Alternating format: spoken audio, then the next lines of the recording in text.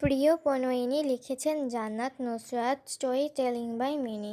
মে মাস চলছে। মে মাসের দুপুরবেলায় কাঠফাটা রোদে শরীর পুড়ে যাওয়ার উৎপাত। 12 বছর পর বাড়ির বড় ছেলে ও তার সন্তান ফিরে আসছে। আরে আসছে কি, এসে গেছে। বাড়ির নিচ তলা থেকে কান্নার শব্দ শোনা যাচ্ছে। বিরক্তিতে নুসরাতের মুখ দিয়ে বেরিয়ে আসলো, বাল এসেছেন। এভাবে কান্না করার কি আছে ভাই, এদেরই এক সমস্যা। যদি কোনো ব্যক্তি বিদেশে যায় কাঁদে, আবার আসলেও কাঁদে। কি ভাই, এদেরকেও থামাও, আমার মাথা ব্যথা করছে। বিরক্তিতে বর্ণীয় শব্দ উচ্চারণ করলো নুসরাত। ইসরাত ইন্ট্রোভার্ট ধরনের হওয়ায় নিজের মনের কথাগুলো কারোর সাথে প্রোফাইলি শেয়ার করতে পারে না। অনেকক্ষণ ধরে গাইগুই করছিল কিছু বলার জন্য, কিন্তু জড়তার জন্য বলতে পারছিল না। কি হয়েছে, অনেকক্ষণ ধরে দেখছি মুচড়ামুচড়ি করছিস। আসলে আসলে নকলে তোকে বলতে বলিনি। কি বলবি সেটা বল। নিচে যাবি না বড় আব্বু আর ফুফির সাথে দেখা করতে? অনেকক্ষণ হলো তো এসেছে। নুসরাত চোখ রাঙালো। ইসরাত করুণ মুখ করে তাকালো। নুসরাতকে জিজ্ঞেস করলো, আমি তোর বড় না তুই আমার বড়? তুই বড়, তুই কি জানিস না এটা? আজও প্রশ্ন করিস, ভুলে গেছিস নাকি? তাহলে আমাকে চোখ রাঙাস কেন? আচ্ছা শোন, একটা কথা বলি। কি? তুই এদের থেকে দূরে থাকবি। এরা অনেকটা বিষাক্ত সাপ, সুযোগ পেলে ছোবল দিতে দেরি করবে না, বিশেষ করে বড় ফুপির থেকে। ইসরাত কিছু বলতে নিলে নুসরাত বলল, আগে শেষ করতে দে, তারপর বক্তব্য দিবি। ইসরাত মাথা নাড়ালো। আর বিলেত ফিরি তো ওই কালো সাদা বিলাইদের থেকে দূরে থাকবি, আর বড় আব্বুর থেকেও। ওই ব্যাটার সাথে কথা বলবি না। এত বছর খোঁজ নিল না, এখন আসছে ভালোবাসা দেখাতে।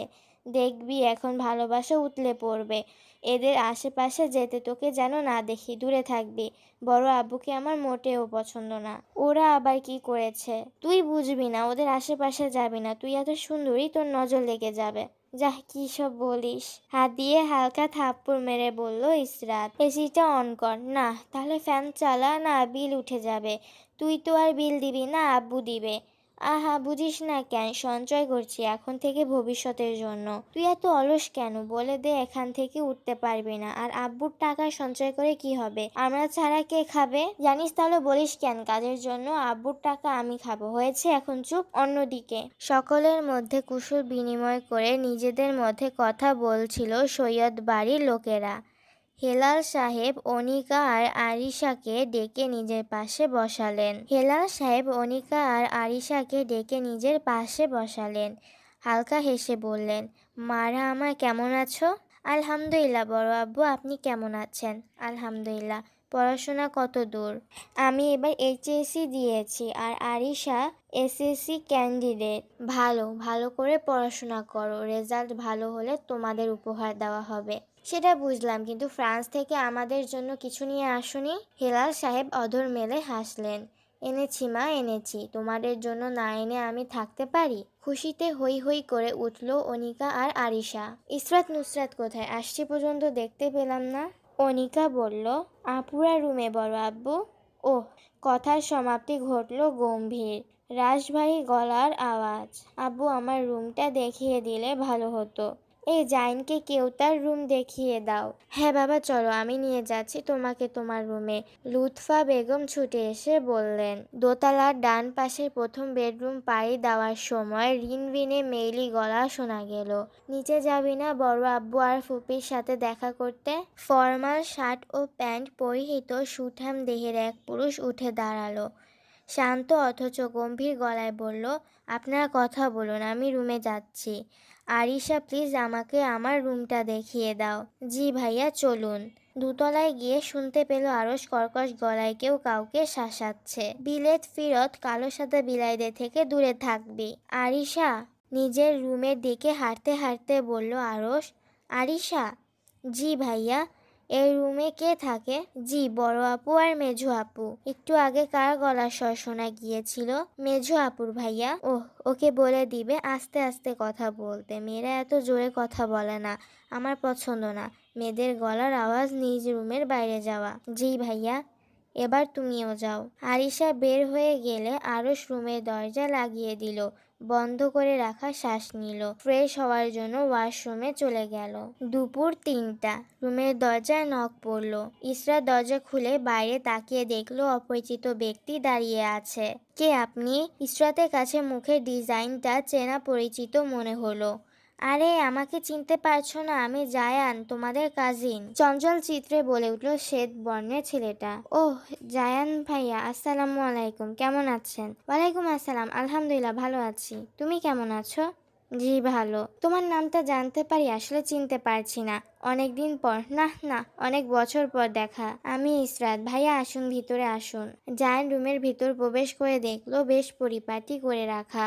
বিছানায় বসতে গিয়ে চোখ পড়ল মেঝেতে, সেখান থেকে চুল দ্বারা আবদ্ধ একটি মাথা বের হয়ে আসলো। মুখ থেকে চুল সরাতে সরাতে বলল, কোন বাল এসেছে এই অসময়ে আমাদের রুমে? নুসাদ, গালাগাল করতে না করেছি, তারপরও তুই গালাগাল করছিস। মানুষ চোখে লাগে না তোর? কোথায় মানুষ? চারদিকে চোখ ঘুরিয়ে বলল। জায়ানকে হঠাৎ করে খেয়াল করলো নুসরাত। জায়ানের উপর থেকে নিচ পর্যন্ত চোখ বুলিয়ে বলল, এ আবার কে? ও জায়ান ভাইয়া, আমাদের কাজিন। জায়ান, এ আবার কে? কখনো তো নাম শুনিনি। আচ্ছা যাই হোক, কেমন আছেন? আমি জানি আপনি ভালো আছেন, কষ্ট করে আর বলতে হবে না, ভালো আছেন বলে এখানে আসতে পেরেছেন। তুমি তো দেখি আমার তুলনায় বেশি কথা বলো। এতদিন জানতাম শুধু আমিই বেশি কথা বলি, এখন দেখি তুমিও। তোমাকে আমার অনেক পছন্দ হয়েছে। আপনার কথা শেষ হলে আপনি আসতে পারেন। কি? নাক মুখ কুঁচকে জায়ান বলল, বলছি এখন নিজের রুমে যান। আর কতক্ষণ আমাদের রুমে থাকবেন? জায়ান তাকিয়ে তাকালো শ্যাম বর্ণের মেয়েটির দিকে। নুসরাত, এটা কি ধরনের অসভ্যতামি? আচ্ছা তাহলে আসি ইসরাত। নুসরাত বলল, হ্যাঁ হ্যাঁ আসুন। জায়ান চলে গেল। এর মধ্যে নাজমিন এসে বলে গেলেন দুপুরে খাবার খাওয়ার জন্য। নুসরাত এমন ভাবে বসে থাকলো যেন আজ বোম মারলেও এখান থেকে উঠবে না। আরো 10 মিনিট পর নিচ থেকে আবার ডাকলেন খাবার খাওয়ার জন্য। ইসরাত টেনে নিয়ে যেতে নিতে নুসরাত বলল, আরে বোন দাঁড়া, ওড়না তো নিতে দে। রুমের ভিতরে এসে ওড়না ভালোভাবে মাথায় পেঁচিয়ে নিচে নামলো। আসসালামু আলাইকুম বড় আব্বু, বড় আম্মু, ভালো আছেন আপনি? ওয়ালাইকুম আসসালাম, আলহামদুলিল্লাহ মা, তুমি কেমন আছো? জি ভালো আছি। ইসরাতের পিছন থেকে নুসরাত বের হয়ে আসলো, সালাম দিয়ে চুপ করে দাঁড়িয়ে রইল। হিলা সালামের উত্তর দিয়ে দুজনের দিকে তাকিয়ে রইলেন। মেহেরুন নিসার দিকে তাকিয়ে বললেন, ইসরাত কোনটা আর নুসরাত কোনটা?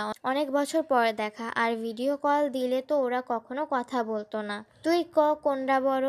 নুসরাতের দিকে আঙ্গুল দ্বারা ইশারা করে বললেন, ওইটা নাসিরের বড় মেয়ে। আর ইসরাতের দিকে ইশারা করে বললেন, ও ছোট মেয়ে। ধুর, ওইডা ছোট মাইয়া। আর ইসরাতকে দেখিয়ে বললেন, ওইডা বড় মাইয়া। নুসরাতকে দেখে মনে করেছিলাম ও ইসরাত। ইসরাতের তুলনায় তো ও লম্বা, তাই আর কি। জাইন আর আরশের সাথে দেখা করেছো? জি না। মেহরুন নেসা বললেন, সবাই দেখে ভাইবার লয় বড় ডারে ছোট আর ছোট ডারে বড়। নাজমিন খাবার দিতে এসে দেখলেন নুসরাত ব্যাগে জিন্স, সাথে ক্রপ টপ, চুলগুলো কোনোভাবে খোপা করে মাথায় ওড়না পেঁচিয়ে নিচে চলে এসেছে। দেখে মনে হচ্ছে 6-7 মাস ধরে খাবার পায়নি। তোর পিঠে অনেক মার পড়বে নুসরাত, এসব কি পড়েছিস? তুই গোসলও করিসনি? ফকিনীর মতো চেহারা নিয়ে মানুষের সামনে আসলি কিভাবে? তোর যদি এই ব্যাটা ছেলে মার্কা কাপড় আমি না জ্বালাই তাহলে আমার নাম বদলে দিস। নাজমিন বেগম চিবিয়ে চিবিয়ে নুসরাতের কানে কানে বলে চলে গেলেন। সাথে ইসরাতকেও চোখ দেখাতে ভুললেন না, এর মানে তোরও হচ্ছে। ভাইয়ারা কোথায়? ইসরাত জিজ্ঞেস করলো। ওরা একটু একটু খেয়ে রুমে চলে গিয়েছে রেস্ট করার জন্য। ওহ। নুসরাতকে দেখিয়ে বললেন লিপি বেগম, ও মনে হয় কম কথা বলে। হ বৌমা হ, ও কম কথাই বলে। দেখা লও কেমনে চুপ মাইরা আছে ব্যাটা ছেলে। আচ্ছা আমি আসছি, আমার কিছু কাজ আছে, আপনারা ইসরাতের সাথে কথা বলেন। শাড়িতে বোতাম লাগিয়ে নিচের দিকে নামছিল আরশ, আর উপরের দিকে উঠছিল নুসরাত। চুলের খোপা খুলে যাওয়ার জন্য চুল বান করছিল। মাঝ সিঁড়িতে আরশের বাহুসের সাথে হালকা সংঘর্ষ হয় নুসরাতের। নুসরাত সেদিকে ভ্রুক্ষেপ না করে সিঁড়ি বেয়ে উপরের রুমের দিকে চলে যায়। আরশ পিছনে ফিরে তাকালো কার সাথে সংঘর্ষ লেগেছে দেখার জন্য। লম্বা ফিনফিনে শরীরের একটা মেয়ে অতি দ্রুত সিঁড়ি বেয়ে উপরে উঠছে। ধাক্কা লাগাটা মনে হচ্ছে তার কাছে স্বাভাবিক বিষয়। একবার সরি বলার প্রয়োজন বোধ মনে করলো না। বেয়াদব মেয়ে। বিড়বিড় করতে করতে নিচে নেমে গেল আরশ। নিচে নেমে ইসরাতের সাথে দেখা হলো। কুশল বিনিময় শেষে বলল, মাম্মা আমি মাহাদির সাথে দেখা করতে যাচ্ছি, ফিরতে লেট হবে। বাই মাম্মা, বাই পাপা। বিদায় দিয়ে বাড়ি থেকে বেরিয়ে গেল। কি গো শালিকাগণ, কোথায় ছিলে এতক্ষণ? রুমে ছিলাম দুলাভাই, আপনারা কখন এলেন? ওই তো সবার সাথে। ইসরাত তো নিচে ছিল, বলেনি তোমায়? হ্যাঁ হ্যাঁ বলেছিল, ভুলে গিয়েছিলাম। চলুন দুলাভাই, বাইরে থেকে হেঁটে আসি। চলো শালিকাগণ। বাগানে গিয়ে সাজিদা আর মোমোর সাথে দেখা হলো। মোমো খেলা করছিল শুভ্র এর সাথে। সাজিদা তাদের পাশে মোবাইল কল করছিল। সাজিদা ও মোমোর সাথে কুশল বিনিময় করার পর দু বোন শুভ্রর সাথে খেলা করতে লাগলো। মে মাসে কখন বৃষ্টি হয় কখন রোদ হয় বোঝা মুশকিল। আর এটা সিলেট অঞ্চল হওয়ায় বৃষ্টি পুরো বছরই হয়। এতক্ষণ রোদের জন্য শরীর পুড়ে যাচ্ছিল, আর এখন আকাশ মেঘলা হয়ে গেছে। কিরে মোমো, দেখা হয়েছে বিদেশিদের সাথে? তুই দেখা করেছিস? না এখনো করিনি, রাতে এমনিতেই দেখা হবে। জানিস জাইন ভাইয়া আর জায়ান ভাইয়া দেখতে একই রকম। এই গাধা, ওরা জমজ, এজন্য একই রকম দেখতে। মাথায় হাত বুলিয়ে মোমো বলল, উফ মারস কেন? বলদের মতো কথা বলে মার খাবি। গরমের দিনে এসব কি হয়? সকালে রোদ বিকেলে বৃষ্টি। বিরক্তির সহিত কথাটা বলল সাজিদা। এর মধ্যেই জোরালো বাতাস শুরু হলো। বাতাসের সাথে কিছুটা বৃষ্টির ফোঁটাও পড়ছে। সাজিদা ওর ছেলেকে নিয়ে বাড়ির ভিতরে চলে গেল। মোমো আর শুভ্র ও কথা বলতে বলতে ভিতরে চলে গেল। ইসরাত, আমার জুতাগুলো নিয়ে বাসার ভিতরে যা, আমি বাড়ির পিছনের দিকে যাচ্ছি। এখন আবার কোথায় যাচ্ছিস তুই? আসছি আসছি, বাগান একটু কাজ আছে, বলে চলে গেল। মুষলধারে বৃষ্টি শুরু হয়েছে। ইসরাত দৌড়ে বাড়ির ভিতর যেতে গিয়েই থেমে গেল, কারণ পিছন থেকে কেউ তার হাত চেপে ধরেছে। ধীরে ধীরে পিছন ফিরে তাকাতেই দেখলো একটা ছেলে তার হাত চেপে ধরে দাঁড়িয়ে আছে।